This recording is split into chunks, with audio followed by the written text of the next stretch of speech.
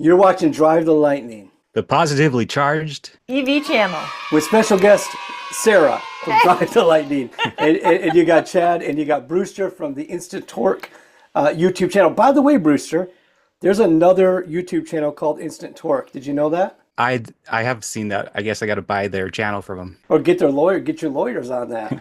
Hi, Aptera fans. It's Chris. Hi, Chris. We've had a month of Hey, look who got out of the big green and white box.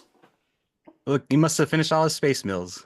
Yeah, either that or all his space meals or his sales calls. One of the two he got them. So, hi, Chris Anthony. continuous progress and can't wait to share the latest with you.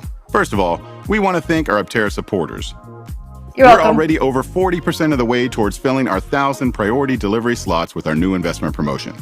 By investing $5,000 So as of the filming of this, there was only 519 slots left, Brewster. Yeah. That's what I see. Yep. Okay, good. I'll We've refresh got the page. a huge. You gonna refresh it right now? No, still 519. Okay. Real time. We have some big news to report on that front, but we're not gonna do it right now because Ooh, okay. it's not rock solid yet, but it's pretty solid news. And that's it. I'm not gonna say anything else about it. Sponge I'm solid. not gonna say anything else about it What? right now. Not rock solid, not stay brick tuned. solid, I'm guessing. Stay Sponge. tuned. Sponge solid? solid. Okay. Yeah. What? or more on invest.aptera.us, you can join over 400 people who have already claimed their priority delivery slot. This would put your place in line right behind the roughly 2,000 Aptera accelerator vehicles. Also, by investing between $1,000 and $10,000, you'll receive a matching vehicle discount coupon. Be sure to review the terms and conditions in our offering circular and learn more at the blog post in the description below. Now, let's talk about vehicle progress.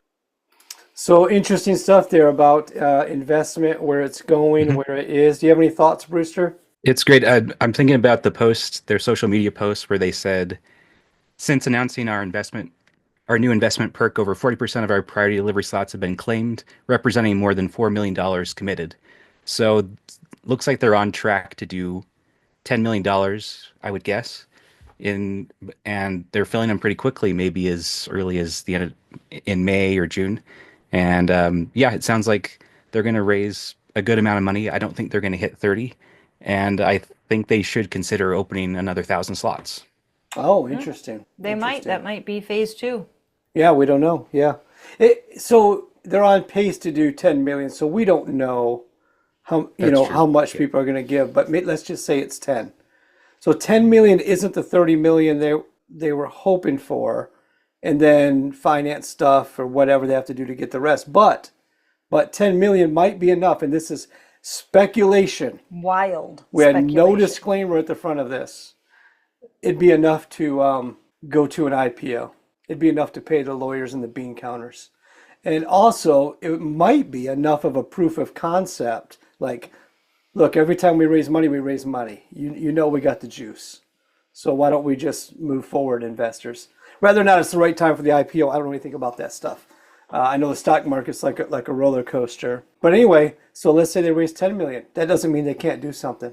Can I share my opinion? You can on share it, but I'm IPO? probably going to cut it out. But go Okay, ahead. well, my opinion on IPO is I hope they wait. My preference would be for them to wait until they are in production, till they have something that if you want to invest, you can actually also get your vehicle. But Rivian didn't do that, and they had a huge initial public offering. I'm not saying I'm right. I'm It just came saying my back. preference. It came back down to earth, but it gave them a big chunk of cash to get going. They got, I don't know. There's a bunch of ways to look at it. Well, I shared mine.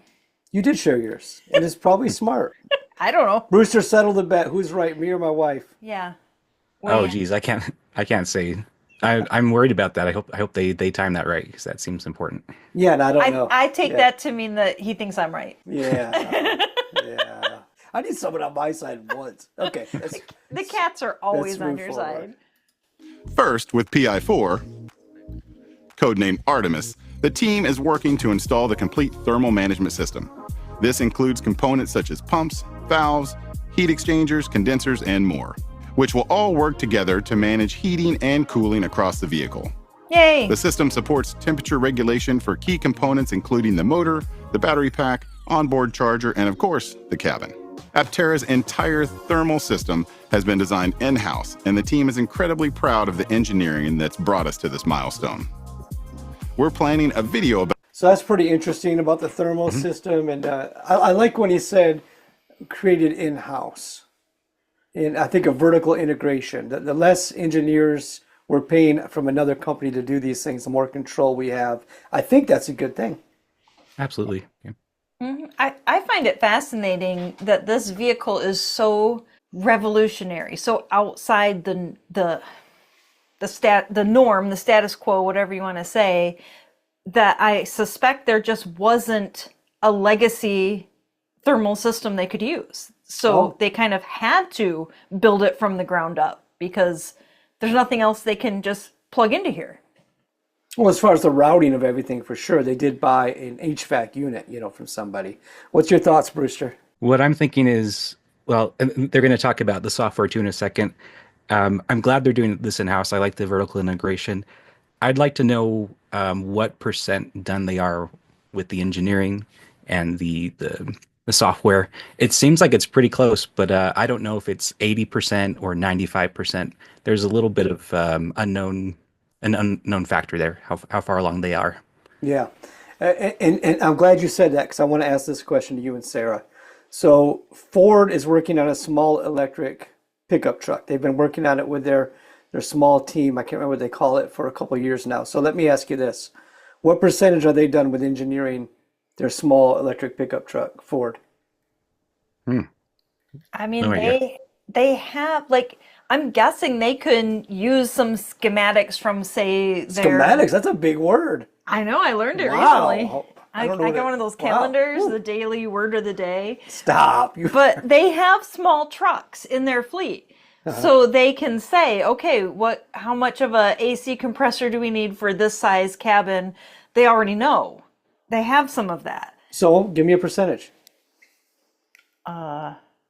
Okay, let's go back. 98.7. Okay, let's go to the slate truck that everybody's talking about, the slate truck, which is a dumbing down. Looks like a Nissan Leaf that you can haul leaves with, basically. It's 149 A Leaf that hauls leaves? miles. It's stripped down. What percentage of that is engineered and ready to go? Because they're still in prototype phase. Anybody know? 24.8. My point is nobody knows. So I love That's true.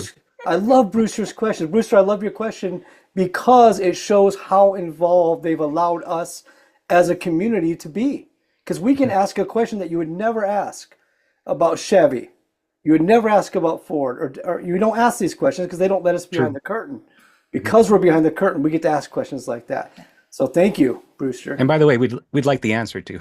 I'd Yeah, like to know. we still want the answer. All that said, give us the numbers. By the way, we want yeah, the all numbers. that, but come on, this is Bring- ridiculous. About our thermal system, so subscribe to the Aptera YouTube channel to get notified when the video drops.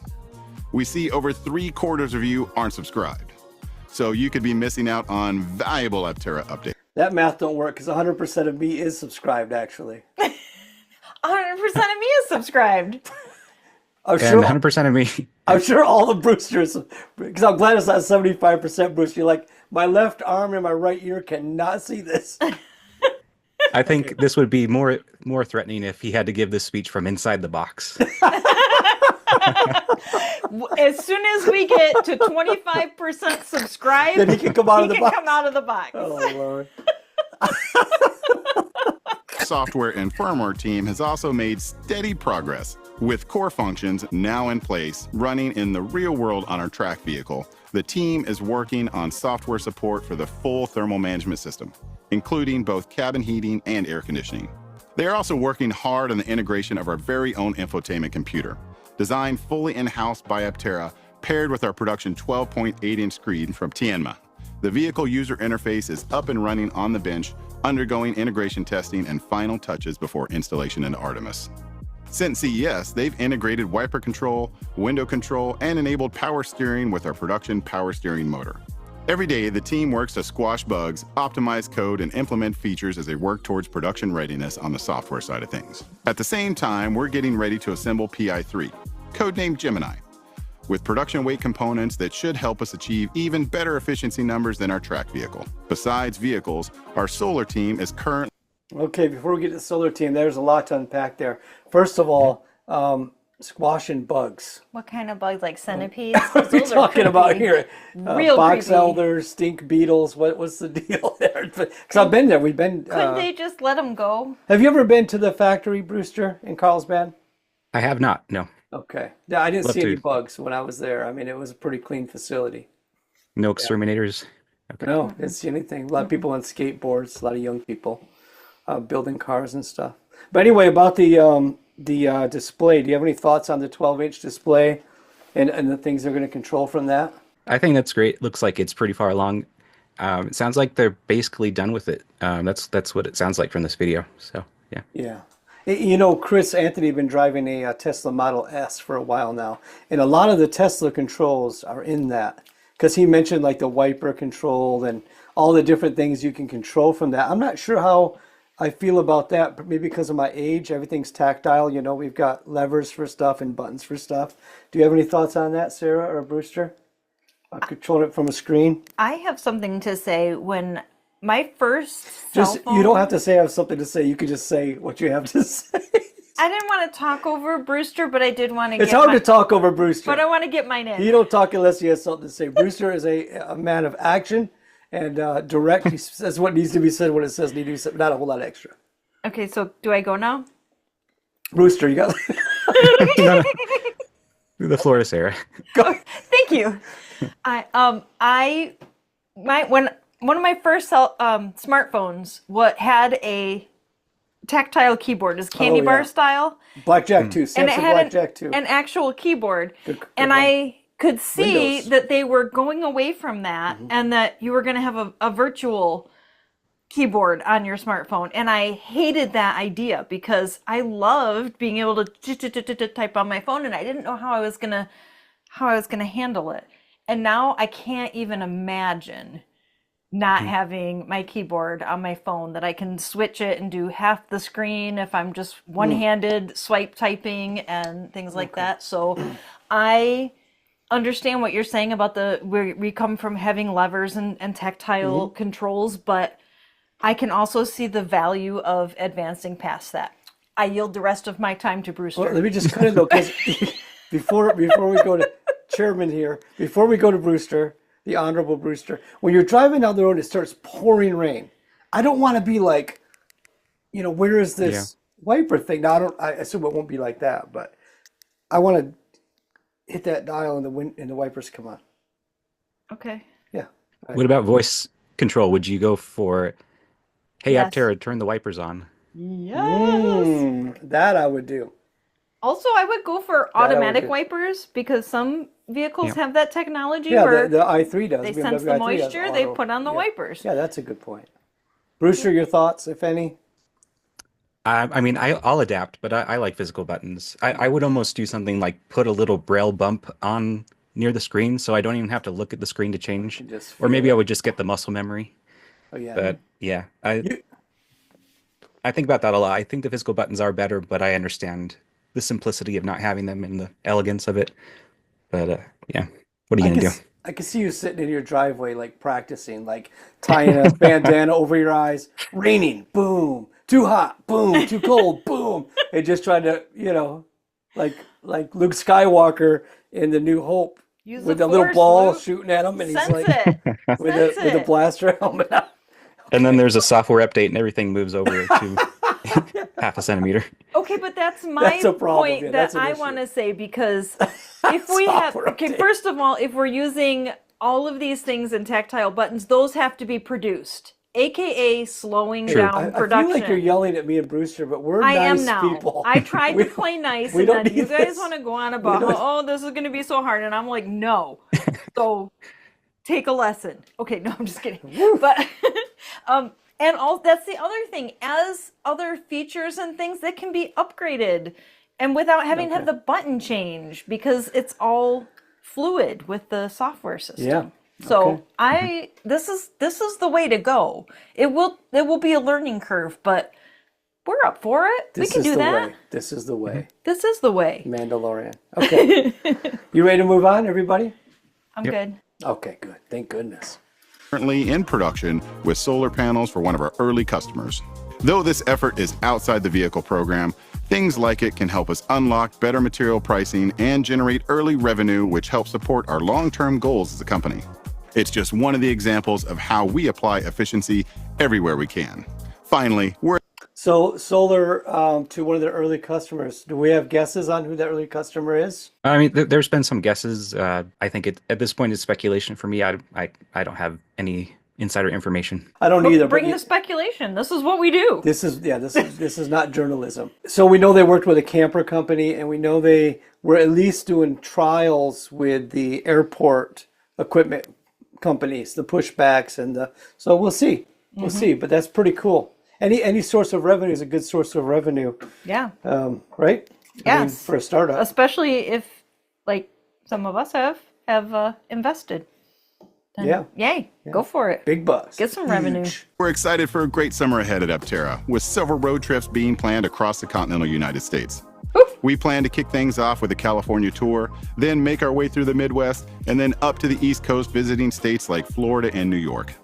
These trips will be a great opportunity for you to see the vehicle you've supported and invested in, and our marketing team is really looking forward to meeting many of you in person. We're excited to announce the first event involving Artemis pretty soon, so be sure to subscribe to our email newsletter if you haven't by clicking on the link in the footer of our website. Until next time. Okay, a couple quick things. So they said they're going to go through the Midwest and they're going to go to New York. So they'll probably stop in Michigan, Brewster, We're Midwest. and that's where we are. And then Uncle Sandy's over there, like in Auburn Hills by Detroit. Yep. So I'm sure we'll go there, and we'll contact them and make sure. Even if Sandy doesn't want us around, we'll find a way to catch them 10 minutes going in or going out. Last I heard there was no restraining order, so Yeah. Not too far. It's a few hours from you guys, right? Yeah, a couple hours, right? yeah. A couple quick hours. So that'll be nice. Something that came out after this video, and we don't have a lot of time left, but there's been a lot of talk that you made me aware of in forums about transmissions.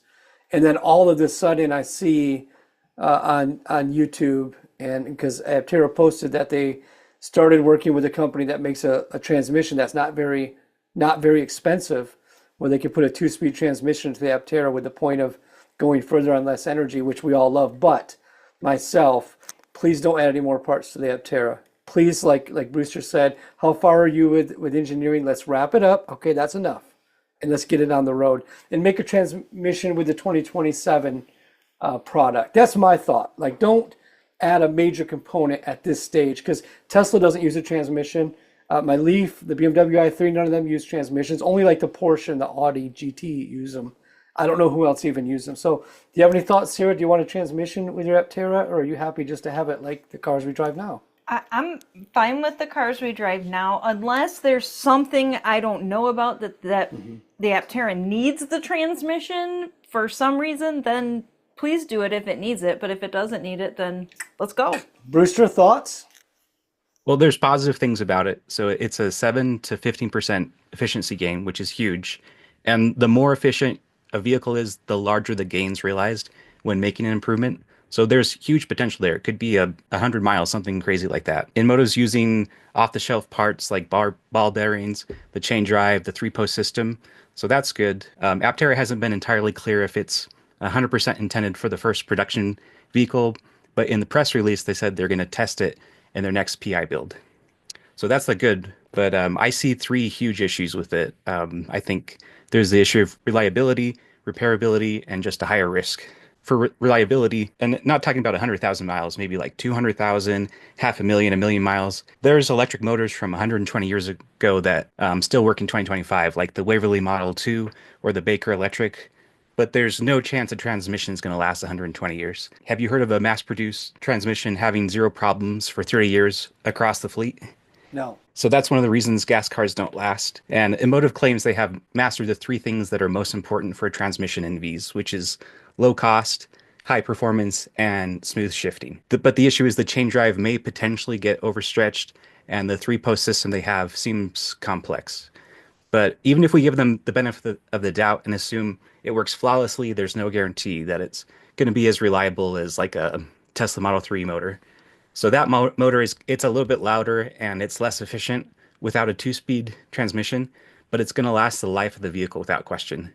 So I think I'd rather have higher RPM on the freeway with lower efficiency than the complexity and the higher likelihood of problems. I'd rather have a drivetrain rated for 1,000,000 miles than 100,000 miles. Yeah, I'm with you, Brewster. And you might remember when Tesla first made the Roadster, they had a transmission for these reasons, and they would give a test drive, then they would drive it right back in the garage, replace the transmission, pull out another one, do a test drive, because the torque of an electric car is extremely taxing on a transmission.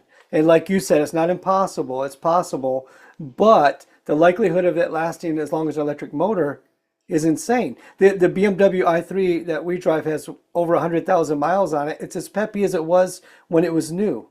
These electric motors are fantastic, and they can run at high RPMs. And yes, you can add some efficiency by not doing it, but the components, like a gas transmission, can have over 1,000 parts to it. And it's extremely difficult to repair an automatic transmission, extremely difficult.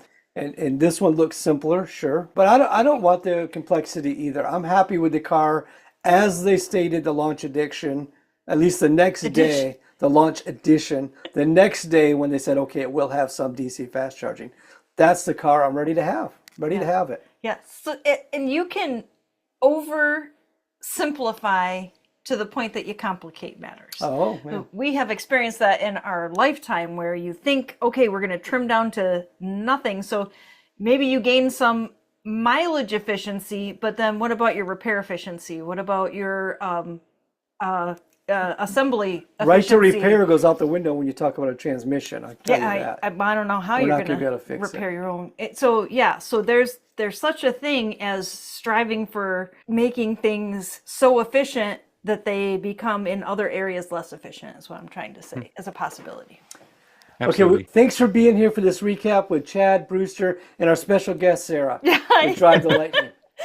And the Sasquatch. And the Sasquatch. And a big thank you to all the members Who keep the wheels turning on the Positively Positively Charged YouTube channel. Yes. And also thank you so much for everyone who has bought me a coffee. It has been extremely helpful and I really appreciate it. And thank you for the few that have bought these stupid t-shirts. Yeah. Silly Thank you. t-shirts that we put out there in a post the other day. We sold 5 of these. So please subscribe to the Instatorque YouTube channel, the Drive the Lightning YouTube channel, and do the thumbs up and And so the forth. Aptera YouTube channel. If you want. Brewster, thank you for being here. We appreciate you so much. Yes, we do. Yes, thank you.